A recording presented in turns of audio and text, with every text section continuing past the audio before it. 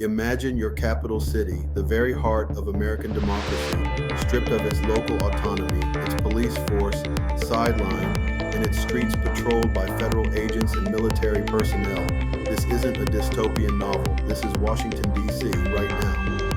A dramatic federal takeover executed under the guise of public safety has ignited a firestorm of constitutional questions and civil liberties concerns.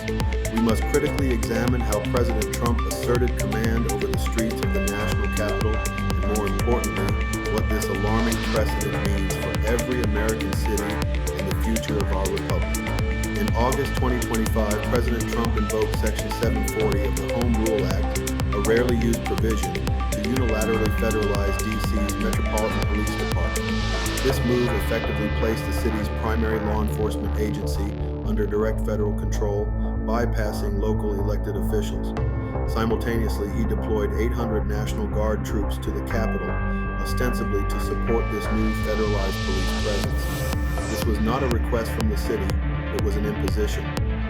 This initial deployment was swiftly augmented by an additional 700 National Guard personnel dispatched by the Republican governors of West Virginia, South Carolina, and Ohio.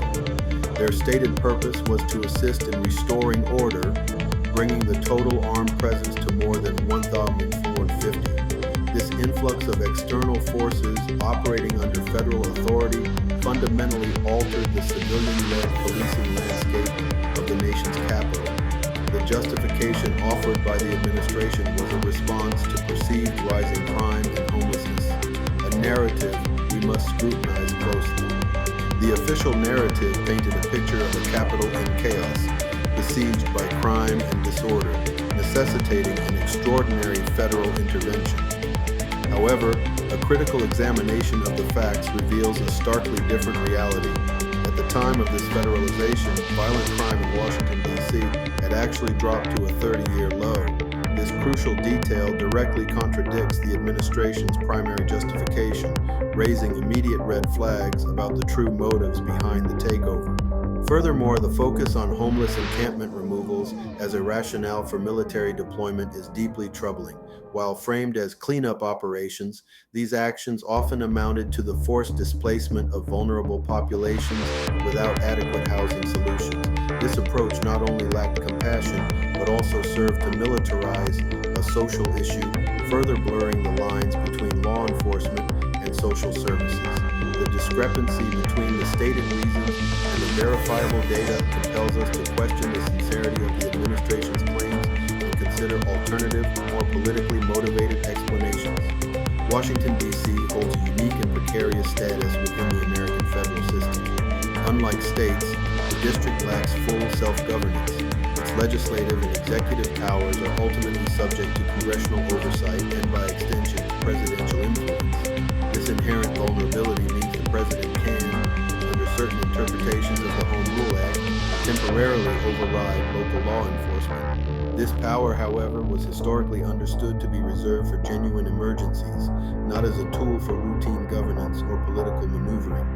The decision to remove local police authority and replace it with federal control represents a profound escalation. It chills the very idea of local self-governance, a cornerstone of American democracy.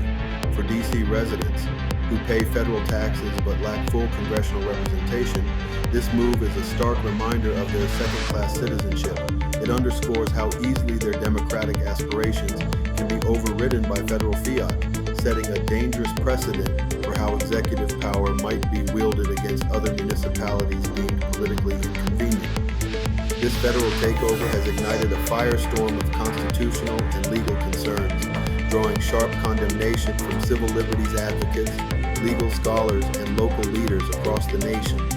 Organizations like the American Civil Liberties Union, ACLU, have unequivocally labeled this federalization un-American, arguing it fundamentally undermines core democratic principles. The primary concern revolves around the Posse Comitatus Act, which generally prohibits the use of the U.S. military for domestic law enforcement purposes.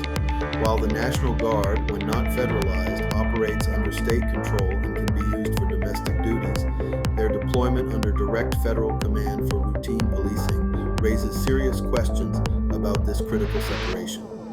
Beyond posse comitatus, the very concept of federalism is under assault. Federalism, the division of power between national and local governments, is designed to prevent the concentration of power and protect local autonomy. This DC takeover represents a direct challenge to this balance, asserting federal supremacy over local policing without clear, compelling justification. Courts are already weighing in, questioning the legality of displacing an elected local police chief with federal authority. The outcome of these legal battles will have far-reaching implications, potentially redefining the boundaries of executive power and local control for generations to come. It is imperative to ask, was this a genuine public safety mission or a calculated political maneuver? A former Trump aide reportedly described it as a strategic power grab, thinly disguised as crime control. This perspective suggests a deliberate attempt to project an image of strong executive action, consolidate power, and potentially intimidate political opposition. The optics of federal agents and military personnel patrolling the Capitol send a clear message of force and control intended to resonate with a specific political base. Critics have rightly warned that this action normalizes military intrusion into civilian life and represents an alarming instance of executive overreach. By bypassing local authorities and deploying federal forces, the administration establishes an unsettling precedent. It suggests that future presidents might be emboldened to use similar tactics in other cities, particularly those with differing political ideologies, under the pretext of restoring order. This erosion of democratic norms, where executive power is expanded at the expense of local governance and civil liberties, is a deeply concerning trajectory for any republic. The question on many minds, particularly for residents of major urban centers, is, could the same federal takeover happen in New York, Chicago, or other major cities?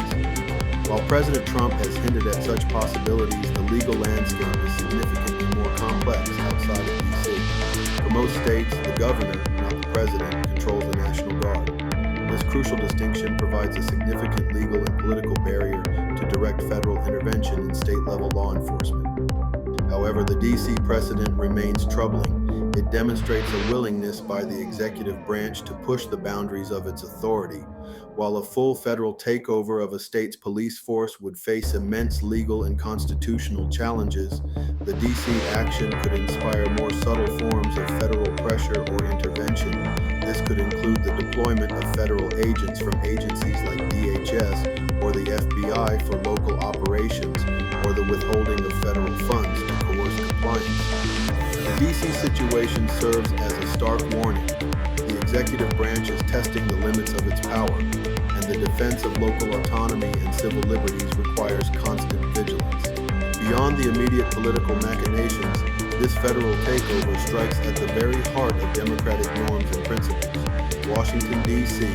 is a majority black city, and this power move has been widely criticized as punitive and authoritarian, disproportionately impacting a community that has long fought for self-determination and equal rights.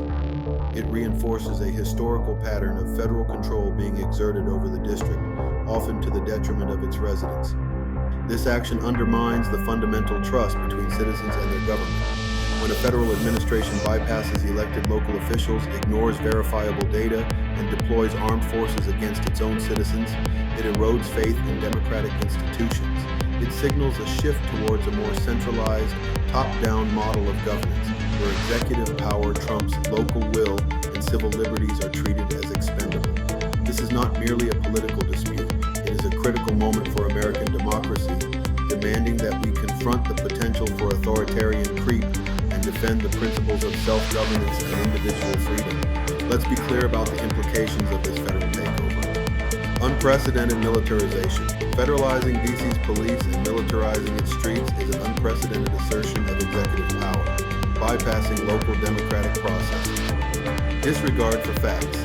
It was executed under a dubious justification of rising crime, directly contradicted by verifiable public safety data, highlighting a dangerous disregard for truth. Constitutional crisis. It directly challenges fundamental constitutional principles, including posse comitatus, federalism, and the separation of powers, setting a perilous legal precedent. Erosion of norms.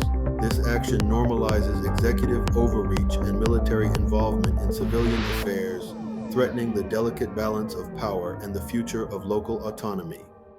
This is not just about DC, it's a warning for the entire nation. For political analysts, DC residents, and civil libertarians across the nation, this moment demands more than just observation. It demands active engagement. We must ask ourselves, what are our checks on unchecked federal power?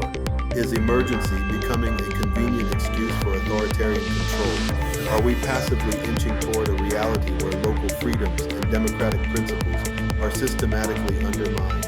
Engage with your elected officials, support organizations defending civil liberties, and demand accountability. Your voice, your vote, and your vigilance are the ultimate bulwarks against the erosion of our democratic foundations. Subscribe to Politics, Power, and Policy for sharp, fearless breakdowns that most media won't go near, and join us in dissecting the critical issues shaping